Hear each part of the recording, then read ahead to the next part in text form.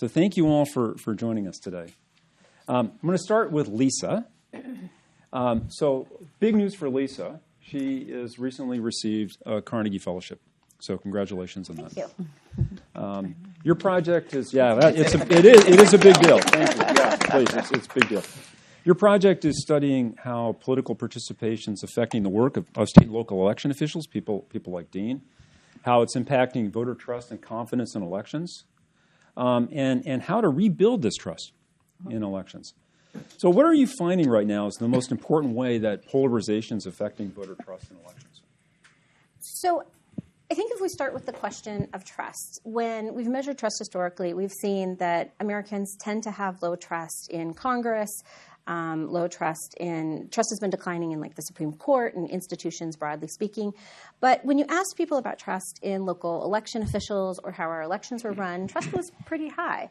And so starting a little bit we've seen blips, right? In 2000, there was sort of a dip in trust, but it rebounded pretty quickly. And then in 2016, we saw it go down a little bit. But in 2020, we really saw a pretty rapid decline of how people reported trust in how our election system operated and in their local election officials.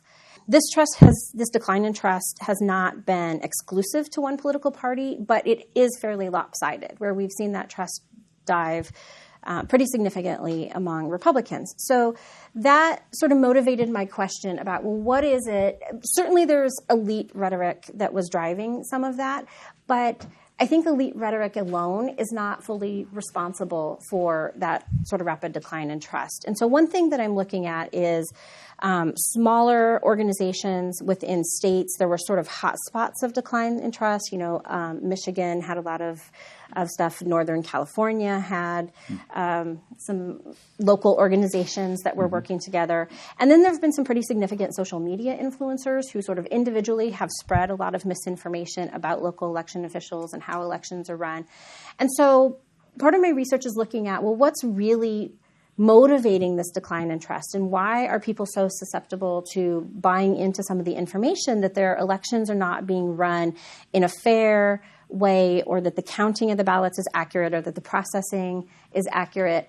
And then the sort of second part of my research is looking at, and I have some surveys in the field right now asking about this, is about how is this changing the way that local election officials like Dean Logan do their jobs? And so I'm looking at, because election officials, they're getting threats, they're getting organized activities, petitions to try and remove them from office. And so it has impacted the way a lot of election officials are actually conducting their work. And so there's a lot of emphasis on transparency, making sure that people understand how election processes work. And so what I'm finding is it's actually causing election officials across the country to sort of have to readjust and think about the way that they manage their shops in a way that they can try to convince the public, like, look, your ballots are secure and we're doing our job as intended and the job that you voted us here regardless of party. Because there are some really, we can get into it in Q&A if you want, but there are some really kind of outlier examples where there are communities that will have a co-partisan, a Republican in this case, right, a Republican county clerk, and where, for example, Trump won the election in 2020, but people in the community don't think that the margin of victory was large enough. So obviously there must have been some tampering with the ballots to make sure that he didn't win 99% of the vote or something like that. And those are extreme cases, but there are similar cases like that spread throughout the country. And so that's some of the stuff I'm researching. So Dean, I'm wondering about your reaction to this. How is this affecting the work that you do? Yeah, I think, and first I appreciate the research because it's helpful for those of us who are practitioners in the field to be able to get that data and to reflect on, as Lisa says, how we do our work. I think that, it has been, in the course of my career, the administration of elections has become much more politicized. So in the aftermath of, really probably starting back at 2000 after the Bush v. Gore election, but especially after the 2020 election, and the fact that we've been talking about the 2020 election every day since the 2020 election, right?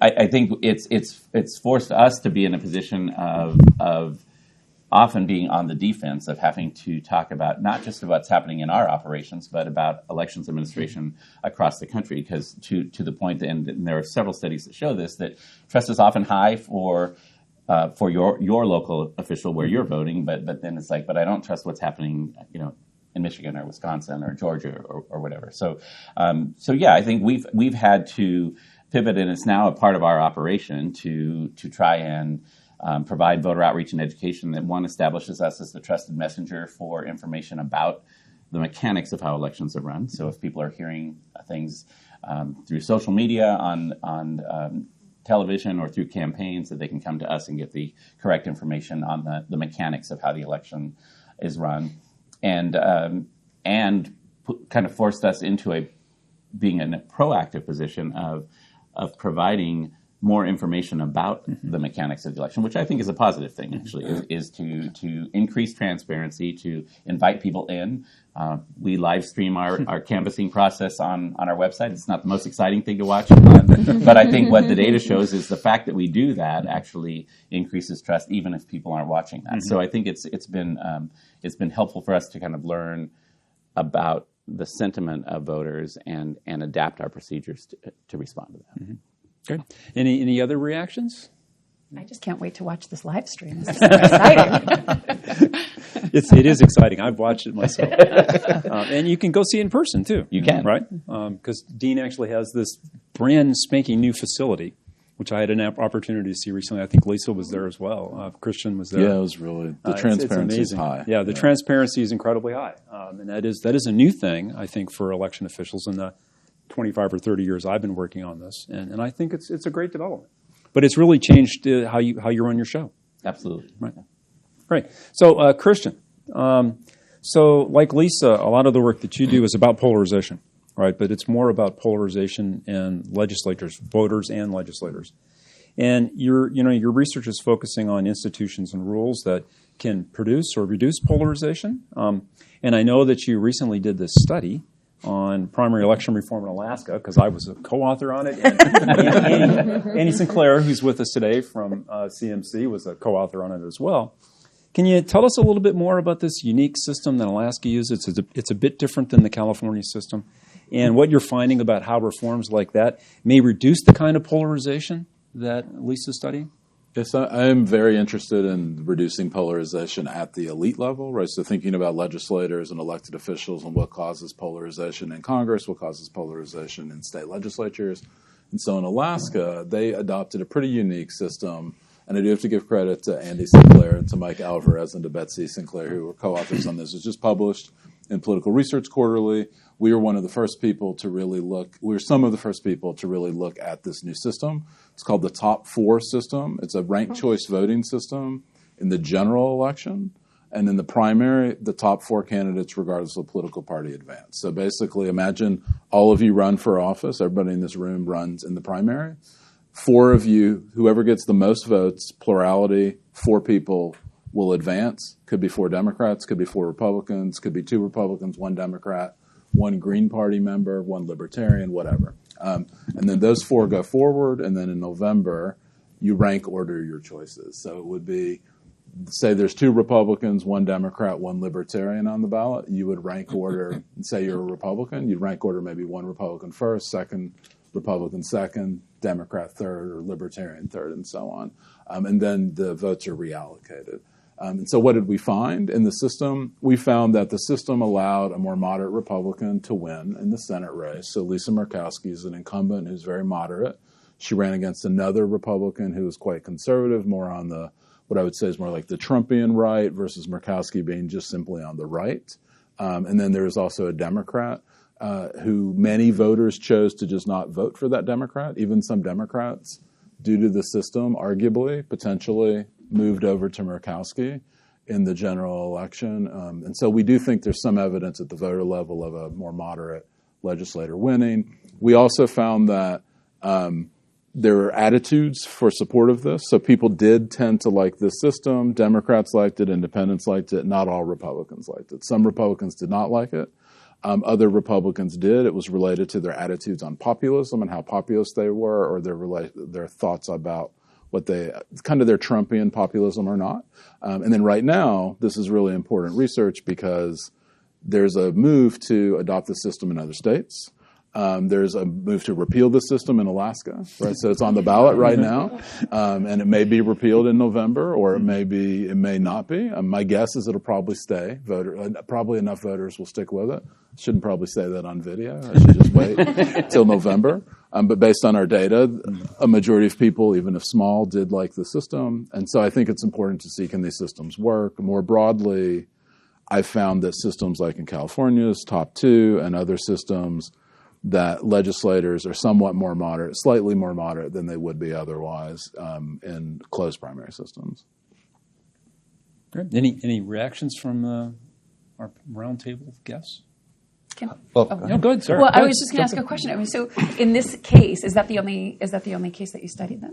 It's the only case we looked at, Okay. and it's the only case where the general election has ranked choice voting with candidates of the same party label. Yeah. So it's used in Maine also, but it's used in the primary stage. I'm just wondering if it's a moderating effect, or if Lisa Murkowski, sitting incumbent, if it's really an incumbency effect at operating in that instance. Yeah, it's possible. I mean, if it was an open seat, it's hard to know, but we do find evidence that people who would not have voted in a closed primary, so Democrats who would have voted in a Democratic closed primary, were voting for her in the general election, and not rank ordering a Democrat ahead. So in a closed system, if you only limited it to Republicans, she would have lost. So Republicans favored the much more conservative alternative. We can't. It's a counterfactual, so we can't know for sure without it. This also is going on the ballot in Arizona. Arizona will be voting on this system, where they will use ranked choice voting top 4 or top 2, and it's to the discretion of the legislature. And if the legislature chooses to not act, which happens in Arizona sometimes, the Secretary of State will get to choose if it's top 4 or top 2. So that's an interesting one on the ballot. And I'd hope that would have been randomized, but it's not random. It's the legislature. But yeah, so you're right. There are other possible explanations, but this is the only case that we've been able to say. Because there was another one, right, where Sarah Palin had run, right? And the Democratic. We also looked at that one too. Yeah. Okay. Yeah. I'm excited to read the study. Thank you. Great. Efren, did you want to I wanted to know who proposed this innovation. Like, how did it come about? How did it get implemented in the first place? Yeah, I mean, so there's been a move. I think it's a complex coalition of people who are, I would say probably like center-right and left people, right? So people who were very excited about Mary Peltola, a Democrat getting elected, surprisingly, and then what I would say more like center-left people, and then center-right people who probably don't want Trump-type Republicans and want more Murkowski-style Republicans. And then that group, it's a very diverse ideological coalition of people like Andrew Yang and it's a little broader. And liberals in San Francisco who voted with ranked choice voting in city elections, and then conservatives in Alaska and Utah and Evan McMullen types who don't. Yeah, it's a very broad coalition that doesn't always agree, I think. Okay. Right, Lisa? So one of the selling points that the ranked choice voting crowd always touts is that you're going to bring in non-traditional candidates. This is a way to have a more diverse pool of candidates. So in your studies in Alaska, did you see that actually happened, or was it really people who would be traditional candidates under the party system but maybe couldn't compete with incumbents? Yeah, I don't know. We didn't really look at that, and I do think that would probably be worth looking at the state legislative level. And I didn't study. I have an idea about a state legislative top 4 project I'd like to do in Alaska, especially because they have a pretty significant indigenous population, and so it'd be interesting to see what impact it had. But I'm not sure. I mean, so Mary Peltola did win, a Democrat, indigenous, but that's one case, so I don't want to read too much into it. Yeah, I'm not sure. I was thinking not necessarily just racial and ethnic diversity, but more diversity of fundraising ability and tradition, being an active party member and things like that. But yes, I mean, certainly I think there's all kinds of diversity. I think that's probably the case in the limited number of elections that we looked at, that there was ideological diversity across the 3 or 4 candidates. In one election, there were 3 candidates. Great. So, see, all this exciting political science, right? Very rarely talk about Caltech. Dean, let's switch topics a little bit because, thank you for being here today because I know how busy you are at this point in time because you're in the thick of this election right now. We're just a few weeks away from the election. So what can you tell us about what LA County is doing in terms of readiness, preparation, and security in this election cycle? Yeah, so it's a pivotal week for us. Some of our milestone moments have been happening. Right. Last week started the mailing of our sample ballot booklets that go out to all registered voters. Yesterday we dropped in the mail 5.7 million mail ballots to all of the voters in Los Angeles County, and so in LA County every voter gets a vote by mail ballot. But they're not limited to using that vote by mail ballot. They also have the option or multiple options of in-person voting. And I think from a readiness standpoint, that's probably what I would focus on is, and it sort of goes to the earlier discussion, is I think what we've learned over time, given the dynamics, the political dynamics we're in, and you even think about like what we're all witnessing happening in North Carolina right now with the hurricane conditions. My heart goes out to my colleagues there, 32 days out from an election. They've got polling places that are underwater and have no electricity right now. So, the model we've adopted in LA County and largely across the state of California now has minimized that single point of attack or failure in the process. So voters have multiple options. They can customize their experience. They can choose relatively easily choose when, where, and how to cast their ballot. So we've eliminated the barriers to participation, and I think that is the core responsibility that people in my position have, is to be sure that eligible voters have the opportunity to cast a ballot. Now, that doesn't necessarily always bridge to the intrinsic value of voting and the motivation to show up and participate in an election.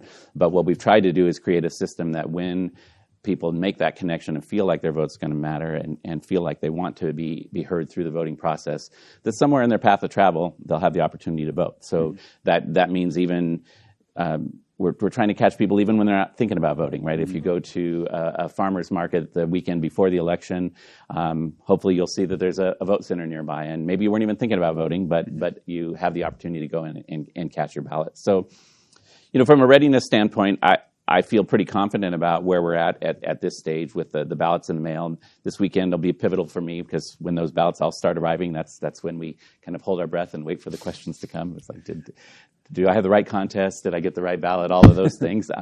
But again, we have a period of time to address any anomalies or issues, which I think is particularly important.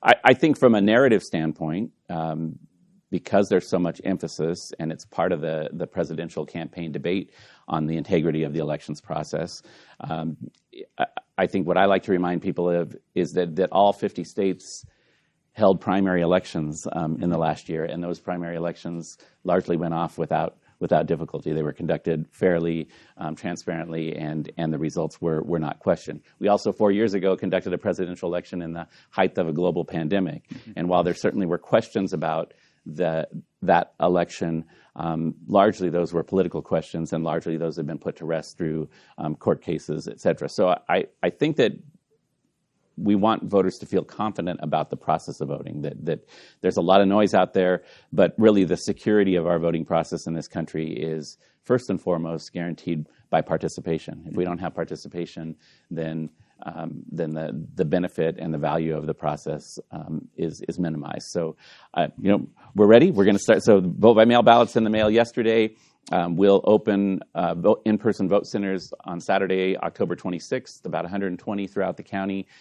Voters can go to any one of those locations and cast their ballot. They can access a ballot in one of 19 languages in LA County, and those vote centers also have accessible voting features that allow all voters to use the same voting model, but that voting model allows voters to customize that for accessibility purposes. So if you are low vision, you can adjust the font size. If you have no vision, you can use an audio ballot.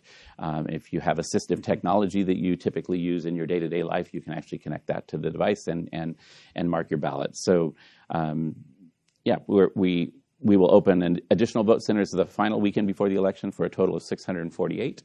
locations in the county, and then it all kind of comes to an end on November 5th at 8 p.m., and then November 6th we start another 30-day process of canvassing the election, which includes post-election auditing, accountability, and all of those things that are intended to A, ensure that every valid vote is counted in the election, and B, that those ballots were counted accurately and that they reflect the will of the majority. Great. So questions for Dean or reactions? Yeah. Yeah, I wanted to know a little bit more. So you had mentioned that your entire workload is basically increasingly politicized. So in what you just described, what do efforts to politicize actually look like for you, on the receiving end? Yeah, great question. I mean, I think largely, at least in this community, there's a fair amount of respect and boundaries in terms of recognizing what's elections administration and what's not. I mean, I work for a body of elected officials, and so certainly I have to navigate their questions, and I feel like it's incumbent on me to make sure that I don't cross that line, right? That I'm clear on this is what I can do, this is how I can answer your question, but we also have a set of laws and regulations that we have to follow in the process. So I think that really comes down to.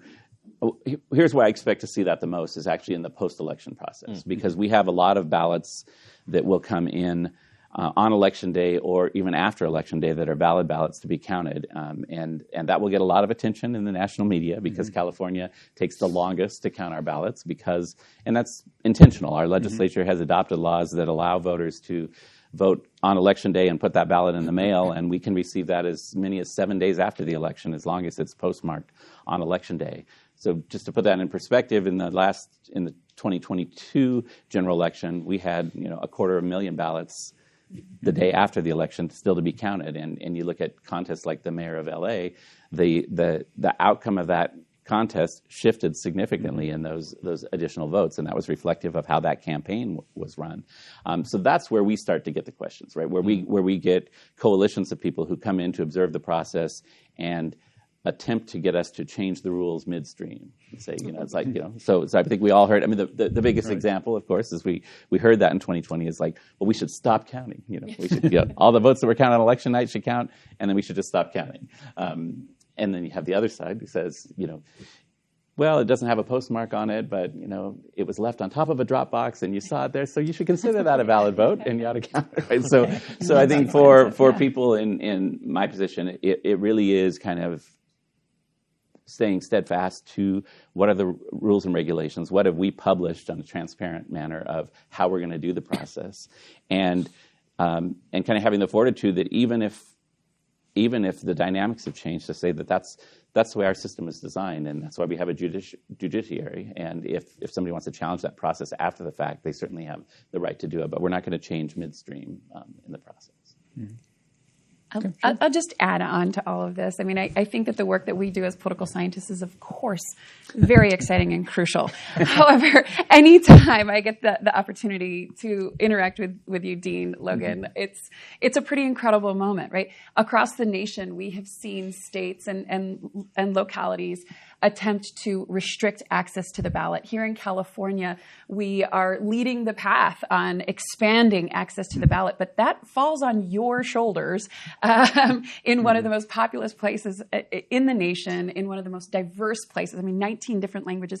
This is really incredible work, and I just want to stop and really acknowledge the incredible work that you truly do, and the fact that you're even here when ballots are literally going out to all of us is pretty incredible. So well, I should point out that for Mike's benefit, it's also a great moment to be here because the model that we've adopted in Los Angeles County, specific to Los Angeles County, actually launched on this campus. Yes. We started our process to develop and design what is the first and only publicly owned voting system in the United States at a symposium that was hosted here on campus in early 2009. 2009, yeah. A long time ago. Thank you for that. Yeah. And thank you for that too, Sara, because I absolutely agree. I mean, we're really lucky in Los Angeles County to have Dean administering our elections because it's incredibly complicated. Yeah.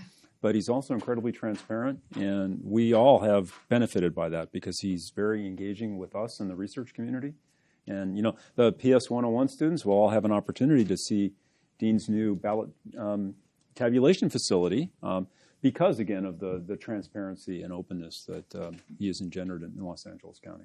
So thank you for that. Go ahead, Lisa. And I think because it's Caltech and people probably really love numbers here, right? Oh, yeah. How many different, so this is one thing I always think is really fascinating, that I think when you get your ballot, you think everybody gets the same ballot, but you don't all get the same ballot because you live in different districts. And Right. how many different versions of the ballot do you have this Ballot year? styles, Yeah, I don't have the exact number, but it's thousands. There are thousands of variations, and Right. then each of those variations is multiplied by the 19 languages, right? So it's a lot. Right. And I think a lot of people don't realize that there's not a ballot, for a, I mean, you have different districts, but I don't think people realize how quickly the number of ballots grows. Right, the permutations are Yeah. extreme. So I wanted to really quickly follow up because you brought up Hurricane Helene in North Carolina. So the voting system and process we have in California, how resilient is that? Were we to have something like that happen in Los Angeles County? Like, for example, we know it's been shaking recently. Yeah. So if we were to have a major earthquake in Los Angeles County, what would happen to the election process? Yeah, I mean, any type of major event like that is going to be consequential leading up to or on election day, and we try to have continuity of operations plans and contingency plans in place. I think the flexibility of our voting model gives us a lot of advantages to that. Doesn't mean it wouldn't have an impact, right? I mean, it really depends on timing. If something had disrupted the mailing of the vote-by-mail ballots yesterday, that's one scenario that we would have to deal with. If something disrupts access to our vote centers once we're in the in-person voting period, that has an impact. I think where we have an advantage here is that voters aren't limited to one location. So, if something happens in one region of the county, voters can still go to other locations to vote. We actually operate a mobile and flex vote center program that we can actually take on the road and go out to places, which is I think what you'll see happen in North Carolina is I think they'll end up creating vote centers at those shelters where people are getting services. So those would be the types of things we would look at. I think in our environment, really the more impactful on the process, I want to be careful because those things impact people and those are people's lives, and I don't want to minimize that. But for us, it would be things that would happen on election day that might disrupt the actual tabulation of the ballots and cause us to have to be particularly mindful about chain of custody and documentation of where the ballots are. If we had electrical outages, this is one of those details of our work, is that we spend a lot of time talking to the power companies and reminding them this is the voting period, so this is not a good time for scheduled outages, right? And inevitably, there will be a place where it's like, oh, we get a call, they're having a scheduled outage. They're not supposed to be doing that. But so at our new ballot processing center, we were very intentional about that. So we have generator backup that allows us to operate for full capacity for 24 hours, and that's intended to make sure that on election night we could get through the process. We also have a backup tally system in a facility in Downey. It would be much slower to count the ballots there, but we have the capability of doing that. So it's just sort of trying to anticipate. I think that's sort of the theme for election administrators today is trying to anticipate what you can't know will happen and how you're going to respond to that. Yeah, trying to deal with all these unknowns. Yeah. Great.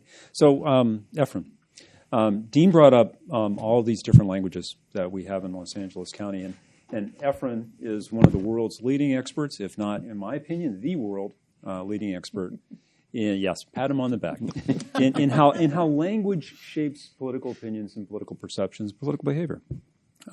And this is an area that he's done a lot of work in that field. I don't think in the field of election administration, the field of academic election administration, that we've spent enough time thinking about how language and language use affects how we talk about elections, and in particular, how we talk about confidence in elections.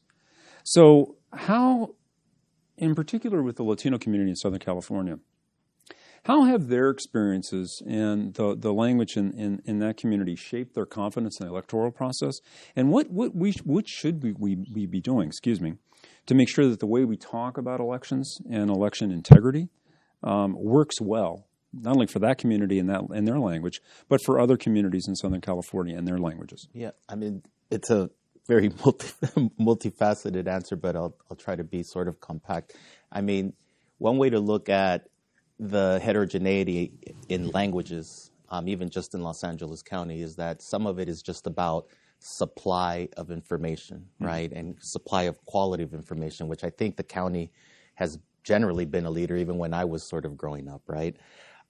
Where I think it gets tricky is sort of what we might think language picks up in people's thought processes, right? So one way to view it is that there is a large share of Latino individuals, foreign-born and their kids, who are actually quite competent in both languages.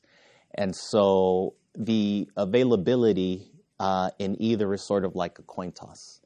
It doesn't have to be, but one way to think about what language does is for the bilingual individual, and I wish to highlight here, only in the U.S. is being bilingual sort of like a fetish, right? In most other sort of nation states across the globe, it's the mode, it's sort of how you operate.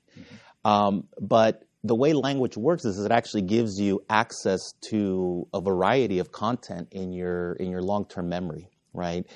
So the very same way that pollsters sort of ask questions in English in the hopes of ferreting out the contents of people's minds that they use to express their opinion, express their judgment, what this means is that there's this whole other side. And sort of where sort of the next frontier in this is, what does it mean to have access to two bags of content, if you will?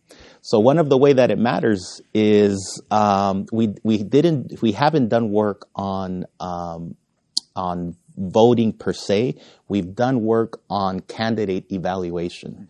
And one of the things that you learn is that depending on the language that you judge a particular slate of candidates, you're going to plug in missing values that you have about that candidate that aren't in the content of information with some of the info that you're able to recruit based on the language, right? So what does that mean? It means that if you take an English speaker and a Spanish speaker and they are evaluating a candidate for office, you don't tell them their partisanship, but you tell them that they actually they're an ex-veteran, right? They were away in some war, came back, and they're running for office.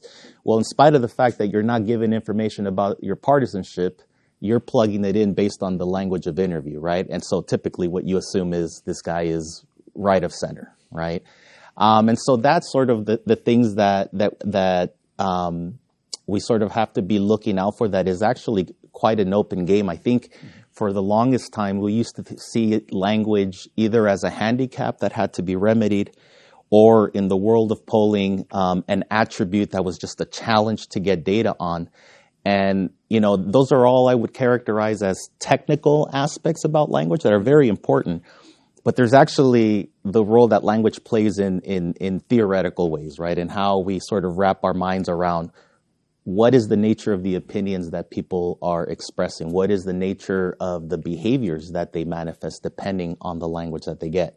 So I give you sort of the most likely case where you have an individual who is highly competent in two languages. But sometimes you're bilingual and there's a little bit of unevenness and asymmetry in which language is your first. And so the way that can gum things up is that your opinions might look less emotional. They might look more reasonable, because if you interview in your second language, you're actually working a lot slower, right, to process the incoming input, right? So a lot of the things that we take for granted in a native language doesn't happen automatically or as automatically when you say interview or express your opinions in a second language, right? So again, there's sort of the research side of things, but I think there are implications from that work that can be harnessed to have a little bit more say about the representativeness of opinions and things like that. Excellent. Great. Thank you. Go ahead, Lisa. Yes. Have you done any research? So I had a student last year, and she was doing her thesis on people who were Spanish language preference at home, and whether or not they believed that Trump won the election, and where they were most likely to get their information from. So she found that people who were Spanish speaker language at home primarily were more likely to go to online sources like Epoch Times or Epoch Times or however you pronounce that stuff. Have you done any research on sort of misinformation and whether it's presented in primary, your first language or your second language, and how it works? I haven't, but there's this highly talented young prof is not, at Columbia University. His name is Yamil Velez. Okay. And he's done work looking at the role of misinformation and primarily its availability and the consequences. And the long and short of his research program is, if you think misinformation is a problem for the majority of Americans, wait till you see what happens when that gets overlaid with the availability of misinformation in a second language, for example. And the reason that kind of stuff gets, it has sort of like cascading consequences is, if you sort of look at the correlates of voter participation, they tend to be the kinds of things that a dominant Spanish speaker displays, right? So lower levels of education, usually younger, right? And then, just basically largely disengaged from the political process. Then you sort of make cheap or cruddy information available, and it's easy to access. And then you basically have opinions now, right? How stable they are, I don't know. But that's sort of the thing that is, I guess, the most alarming implication from Yamil's work is that a lot of these sources are under the radar for people that are very interested in regulating what comes to bear. And one way to view it is, at least, the way I see it is, for the individual who is native-born, English-dominant, they have plenty of access to public affairs information, even if it is sort of self-selected and biased to your viewers. The point is, if you don't like PBS, you have something else to go on. For the Latino population in general, you're talking about 2, maybe 3 networks in certain locales, and if you look at their programming is, it's kind of embarrassing that their public affairs programming is like such a tiny slice. So it's a little bit of what's available, right? And so if you don't have programming that is consistent, that is high profile and voluminous, it becomes easy to look at stuff in your phone, right? And that's sort of the scary part. So it is partly language. But I think in that case, language is sort of masquerading for a lot of things that already don't predispose quite strongly people to engage traditional routes to political participation. Interesting. Right. Other reactions? I'll just say that I really appreciated and am interested more in what you talked about on the bilingual nature. And this is something that we learned in the process of developing our voting model here in LA, is because we have so many languages.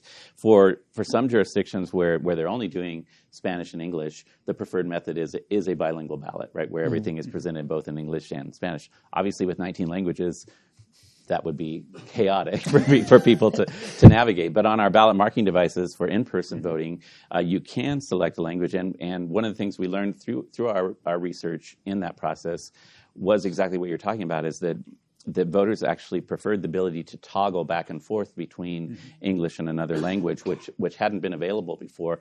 And largely it was because of the ballot measures that we have on the ballot, right? So they're familiar with what a state senator is or what a city council member is. But when it comes to the ballot measures, their ability to take that in, if they can get it in their original language, is much easier. It's also challenging on the translation side, because oftentimes the formal translation doesn't match the street language that people are talking about. And so we'll hear from young people who translate for their parents on the ballot, say, why did you choose this translation? This is not how we talk. But this goes back to the kind of the apolitical nature of our work. We can't, to what you're saying, we can't translate that in a way that it makes it more casual, because it's legalese.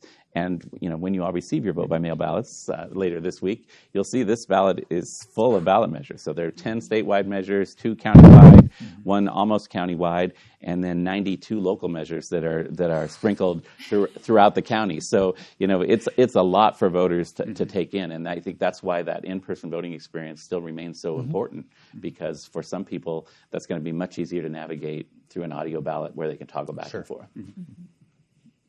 Great. So, Sara, a lot of your research focuses on election reforms and changes in the process, in particular redistricting, things that can help improve political representation for historically excluded communities. I'm curious to hear your thoughts about, at this point in time, what election reforms and rule changes really might have the biggest impact on improving representation in these historically excluded communities in Southern California. And I'm also really interested in hearing your thoughts about Measure G here in LA County. Dean is too, I think. Yeah. I think Dean knows. I think I'm familiar with him, actually. Well, let me start here. We've been talking a whole lot. No shame or judgment if your hand doesn't get raised. How many folks in this room are planning to vote in this election? Yeah. And I'm assuming you all live here in LA County. Anyone in LA City?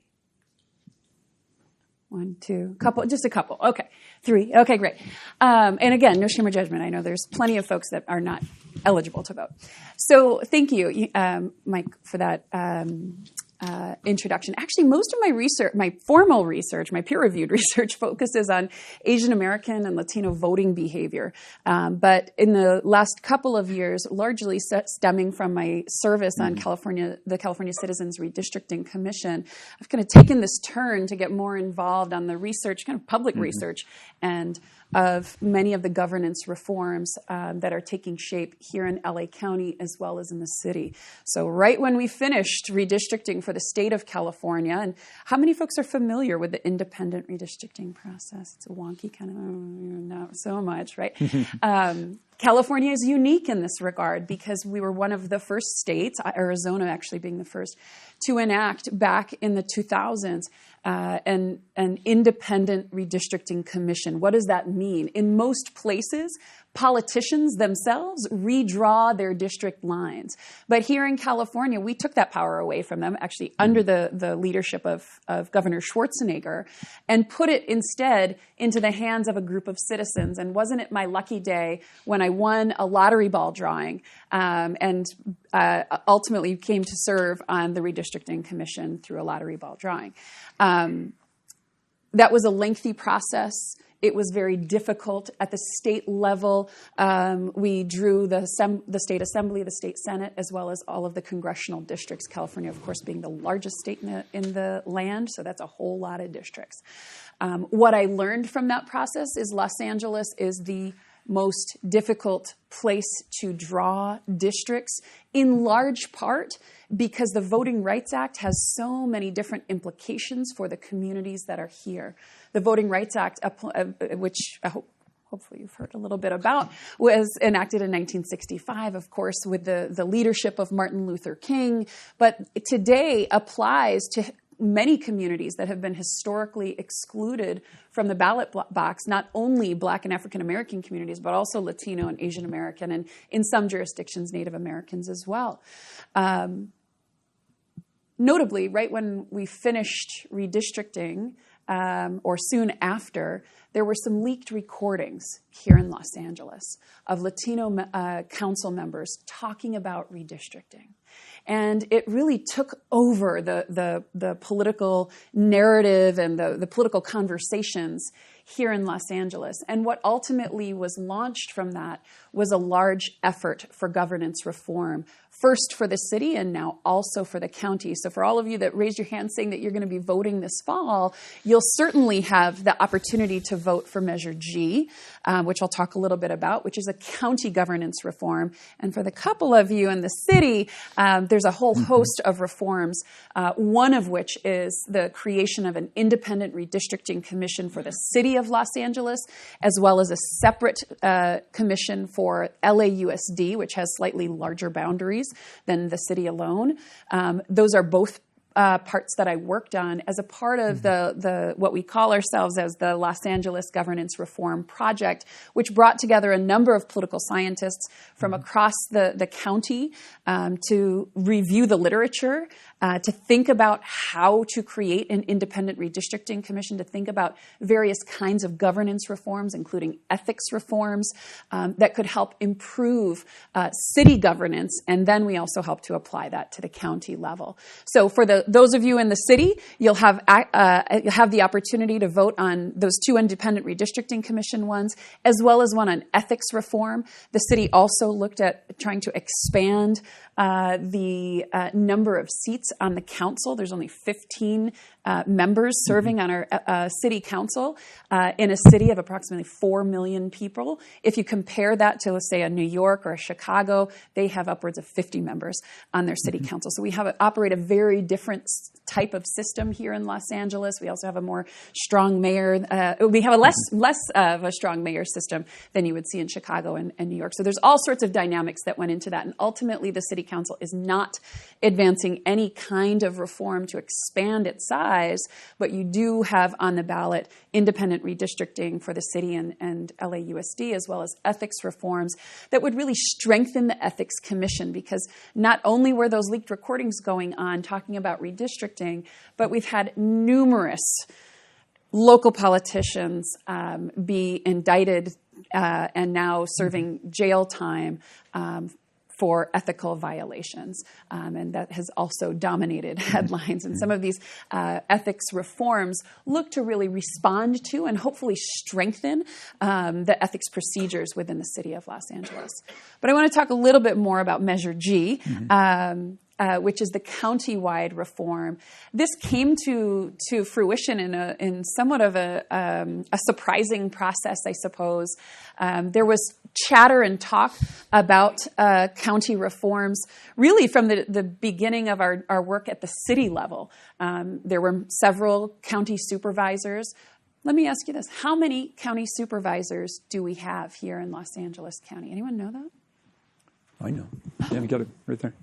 We have 5. Yes, exactly. Very good. In this room of very knowledgeable people, I'm glad someone knows that we have 5 county supervisors. What is the total population, roughly, of LA County? 10 million. So in a county of 10 million residents, we have 5 elected officials making a whole lot of decisions about foster care, overseeing policing, mental health, healthcare services. The list goes on and on. Elections, right? So these 5 individuals have a whole lot of power. How much do you think their budget is? You have a guess over here? I have a guess? It's very low. I work in the 5th district, Supervisor Catherine Barger. Okay. So, she's opposed to Measure G. I live in her district. So yeah, I'm just learning about how there's such little funding, and then all these people come in and say, "Oh, we want reform in these areas," and they're like, "What money?" It's very low. That's all. Very low. Okay. I want to say it was very low. So one perspective is very low. Yeah. I would say it's too high. It's I know it's upwards of $1 billion. More like 45, 47 billion dollars is the total budget. So that may not seem like a lot of money, perhaps, but it's a whole lot of taxpayer dollars. And you have 5 people who are making decisions about how to allocate that money for a county of 10 million people. So I first heard about some of the rumblings of desire to change this county process quite some time ago. They wanted to have the Governance Reform Project or other scholars or consultants come up with a study project similar to what we were doing for the city to take a look at county governance. And ultimately, that never happened. The cogs in the wheel. I looked at Kristen and I looked at even the application process to become the scholars who study it. It was 60 pages long. Had numerous forms that had to be filled out. Ultimately, we decided too much. Fast forward So this process never moved forward. And then one of the supervisors decided, she's Lindsay Horvath, one of the newest member to the Board of Supervisors, kind of, from what I can tell on the outside, was fed up with the process and said, fine, we're moving something forward. She developed a set of recommendations based on a proposal based on prior research that had been done and some of her own perspectives. Measure G is an expansive proposal. It would increase the number of seats on this district, on the Board of Supervisors, but it would also create a CEO position. Right now, in most governance arenas that we think of in the United States, and probably what all of you have learned, especially if you went to school in the United States from the time you were in 4th grade, is about checks and balances, that we have 3 branches of government, and they check one another, and there's separation of powers. We don't have that in county governance. There is no executive branch. So we just have these 5 legislators who operate as both a legislature, like a Congress, and as an executive branch, like a president. So there aren't those kind of built-in checks that you would have, as we, at least here in the United States, forms of democracy typically think of when we're thinking about how governance works. So Measure G would create an elected CEO's position that all residents of all voters within the County of Los Angeles would be able to vote for. It would be a very large change to have such a position. If we think about the city council here in Los Angeles, we have the council and then we have a mayor. The purpose is that they're supposed to check one another and work together and work collaboratively.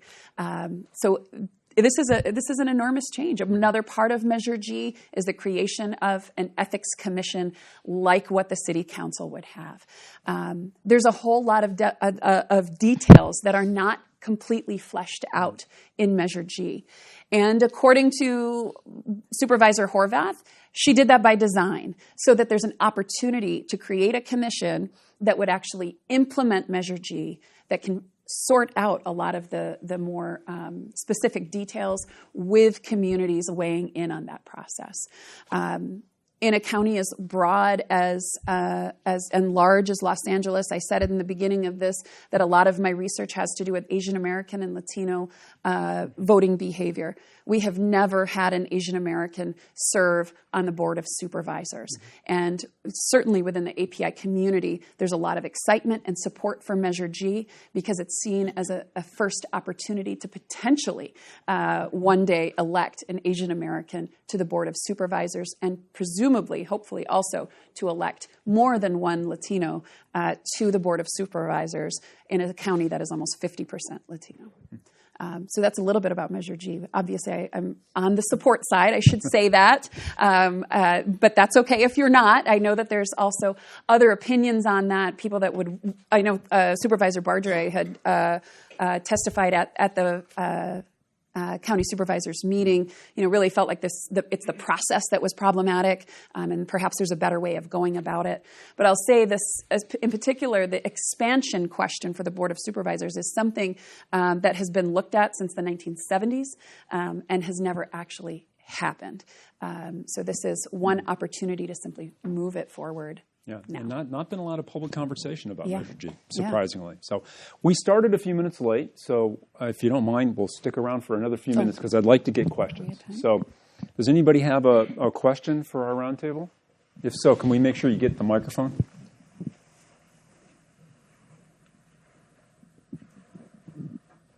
So first of all, thank you guys for the roundtable. On the topics of election participation, given that there's an increase of single issue voters, especially among young voters and Muslim community during this election, what do you think is the influence of this in local election, specifically in like LA or Michigan local election? Okay. Single issue voters and turnout? Yes, in local election. Perfect, yeah. And you said Muslim voters in particular? So like young voters and Muslim voters. And Muslim voters. Are you talking about the Palestine issue? Yes. Yeah, okay, gotcha. Mm-hmm.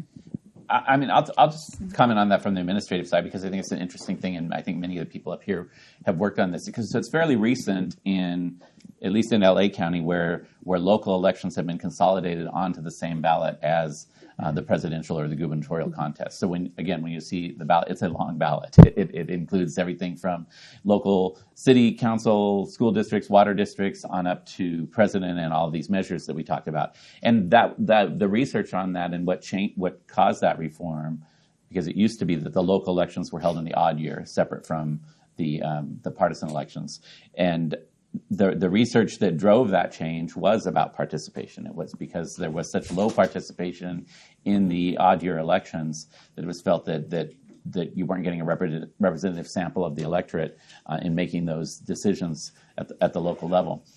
And I think that's been largely proven since the changes happened. So we definitely see more participation in the even years. I think the point you bring up is an interesting one, and one maybe still a little early in the study, at least locally. I'm not sure. I'm not as familiar with Michigan. Is that you do see a greater participation overall, but I think there is some question about what is the conversation happening out there during the campaign season. Are people talking about the local issues, or are they sharing airtime with the presidential contest and the congressional contest? And so do you end up having local candidates who are aligning their campaigns with a platform on national issues in order to get votes? So I think that's an interesting thing to look at. We do, and this is something very unique to LA County, and it was an experiment, started as an experiment through legislation that was passed here.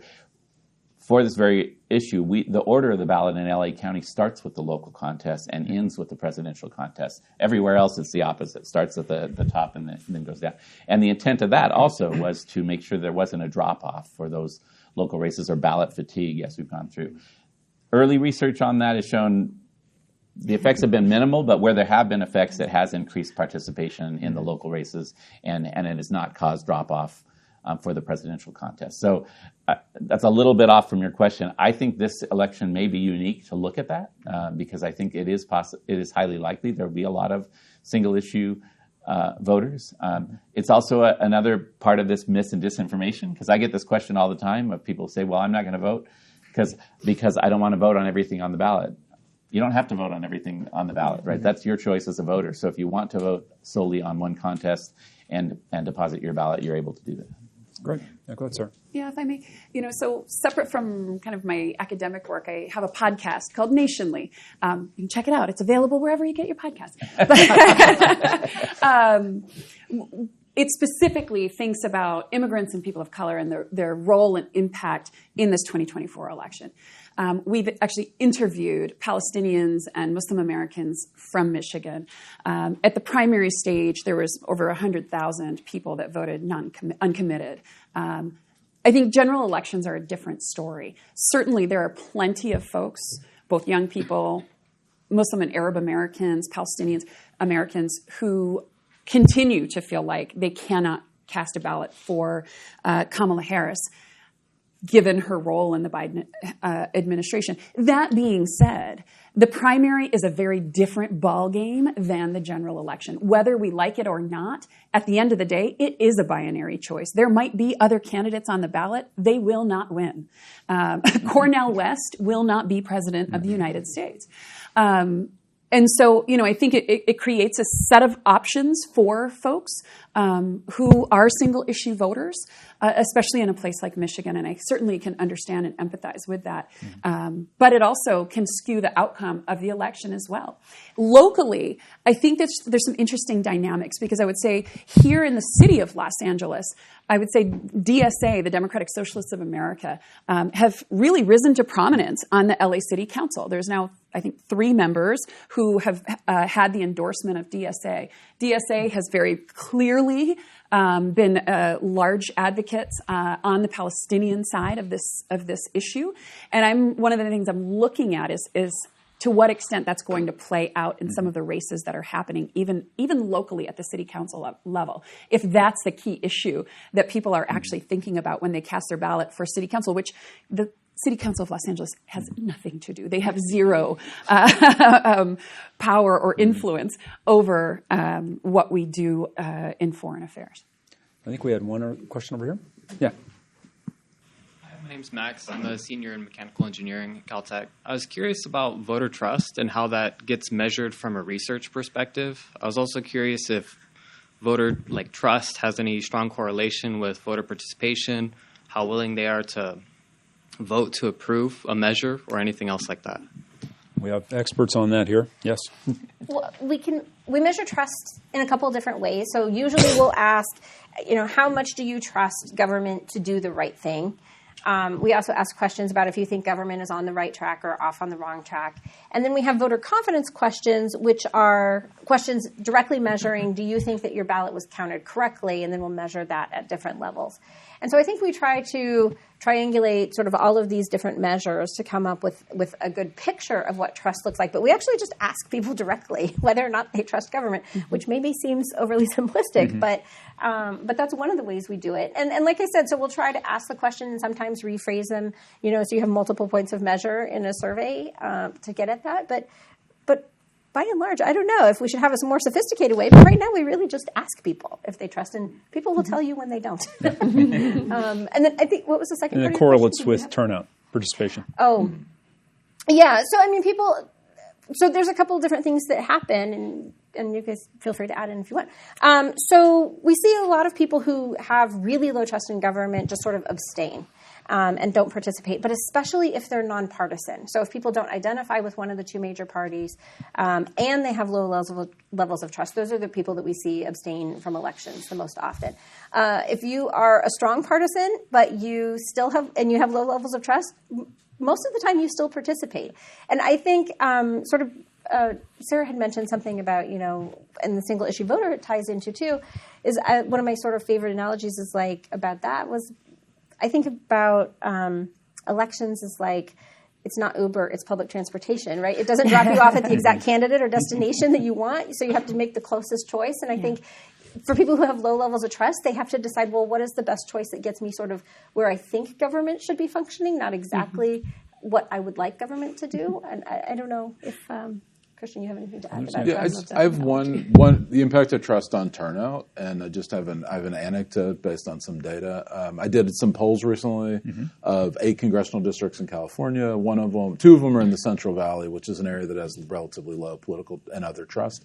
And you can see in the surveys differences between people who say they're likely to vote and people who say they're not likely to vote. And the people who are not likely to vote in places like the Central Valley of California in our surveys are, and this is 13th District of California and the 22nd District, very competitive elections, Republican incumbents, but one won by 500 votes in the last election. Low-income voters, young voters, Latino voters, low trust. White voters, high education voters, older voters, higher trust. And those two groups are the low trust and the high trust, are the low turnout and the high turnout groups in the districts. And so these are Latino majority districts. These are, in fact, 60% and up Latino majority districts, relatively low income districts, immigrant districts.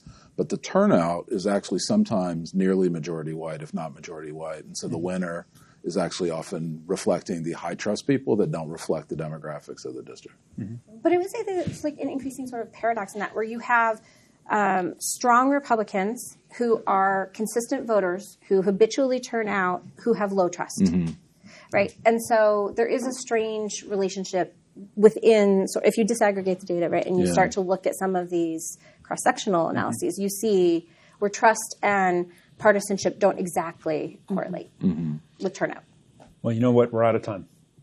So I wanted to thank you all for coming today to Caltech and for this great roundtable. And thanks, Christian, for co-sponsoring this event with us.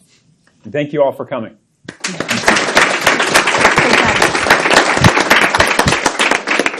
Oh.